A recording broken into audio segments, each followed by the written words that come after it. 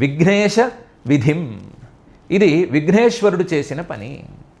విఘ్నాలకు ఈశ్వరుడైనటువంటి శ్రీమన్మహాగణాధిపతి చేసిన పని అని ఆయన నిర్ణయించుకుని తదా ఈశ్వర, సమర్థుడు కదా ఆయన, సమర్థుడైన అనేవాడు వచ్చిన ప్రమాదాన్ని తప్పిస్తాడు,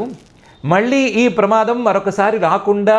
జాగ్రత్తలు ఏం చేయాలో అవి చేసి కూడా చూపిస్తాడు. అలాంటి సమర్థుడైన, అందువల్ల వచ్చిన ప్రమాదాన్ని తప్పించే శక్తి తనకు ఉంటే దాన్ని చూపిస్తానులే అని ఆపి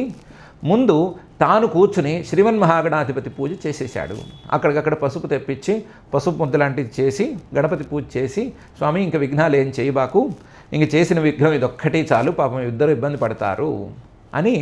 ఏ పని మొదలుపెట్టినా గణపతి పూజ చేయకుండా ముందుకు వెళ్ళకూడదు అని ఒకసారి చూపించి,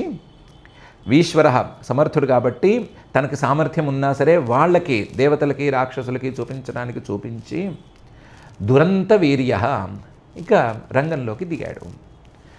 ఈ విఘ్నాన్ని నేను తప్పిస్తాను, ఎందుకంటే నేనే మాట ఇచ్చాను కదా, ఏం భయం లేదు, నేను మీకు సహాయం చేస్తానని మాట ఇచ్చాను కదా, అందువల్ల నేను తప్పిస్తాను అని అనుకుని దురంత వీర్య, అనంతమైన శక్తి సామర్థ్యాలతో దిగాడు రంగంలోకి.